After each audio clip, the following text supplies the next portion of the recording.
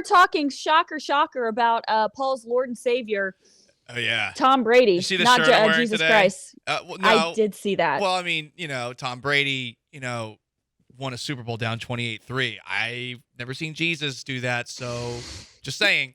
Yeah, I'm wearing my Tom Brady Tampa Bay Buccaneers jersey, so it's like a very dashing Tom Brady, but he's Bucco Bruce. So yeah, I'm wearing that in solidarity with my guy who's getting what he wants. He didn't want Bruce Arians there anymore. He wanted him out. A month ago, Tom Brady was out. Bruce Arians was staying. When I was at the NFL Combine, Paul, Bruce Arians was kind of chippy at the press conference in regards to Tom Brady. Now, as of last night, Bruce Arians has stepped aside as head coach.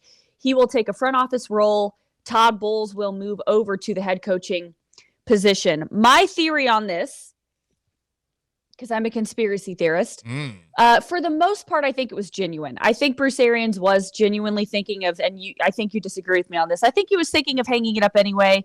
I think he's doing Todd Bowles a solid because Todd Bowles inherits a really good situation with Tom Brady coming back. But obviously there were some reports that Tom Brady wasn't feeling it with Arians. I think there's truth in between what both of us had as our initial thoughts. Because your initial thought was he's handing it over to Todd Bowles. And my initial thought was Brady just clipped him. He just sent him in a room. He's Robert De Niro in Goodfellas, and he's trying to get Lorraine Bracco to come into the clothing store. Hey, Bruce, come here. I got something to show you. Okay, come here. But ultimately, I think it's probably somewhere in between. I think Brady was getting tired of working with Bruce. And I based that off of a couple of tweets that were put out there by Rich Ohnberger, who had been suggesting essentially that there were times where Brady and Byron Leftwich were working on the game plan, and Arians would show up late, and he would say, no, I want to do things this way. And also, it did feel like there was a little bit of friction. There were rumors about Brady potentially trying to force his way out with a trade to San Francisco, maybe a trade forcing himself to Miami. All of these things were potentially on the table.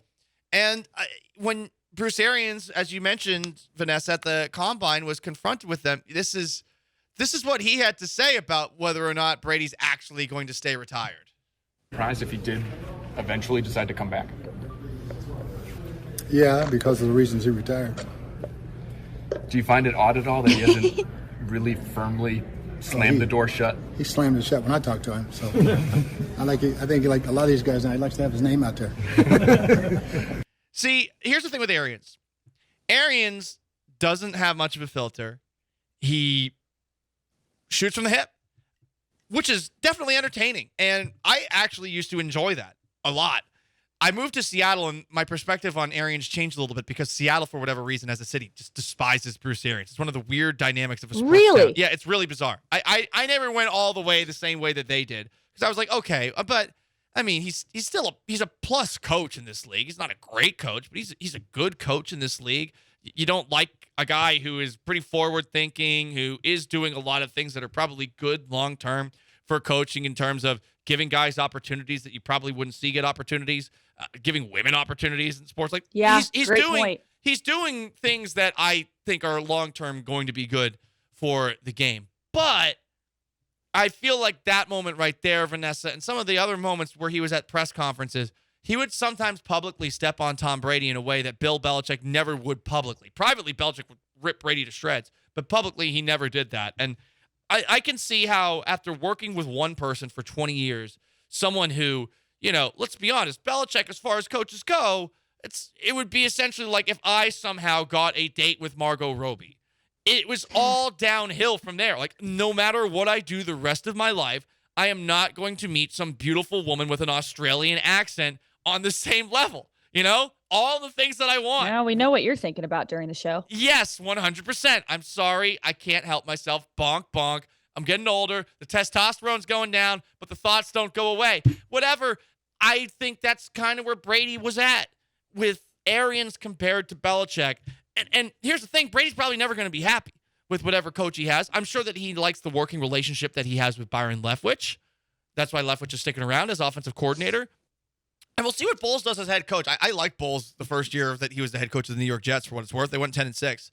But I feel like Brady did a lot of pushing here even though the public story is that, oh, Bruce is just stepping aside and we're just moving on down the That's the public story. And I think that there's a really, really high possibility, and maybe we'll find this, out in a few years, that the Tampa Bay brass just sat Bruce Arians down and said, look, we can do this, and paint it as a couple of different narratives. But one of the possibilities is that you come across as the good guy that helped get a minority coach a head job.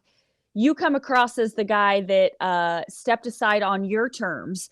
You put out nice quotes. Oh, and by the way, you're still going to get paid because we're going to give you a nice little cushy front office position. Tom Brady's going to write you a really nice note on Instagram, and the narrative is in your favor. And if you're Bruce Arians and the alternative to that is that you got fired because Tom Brady came back, I know what option I'm picking. So I think that there are a lot of different possibilities as to what happened here. But Bruce Arians retiring last night at the 11th hour, and Todd Bowles will take over from defensive coordinator to head coach of the Bucs.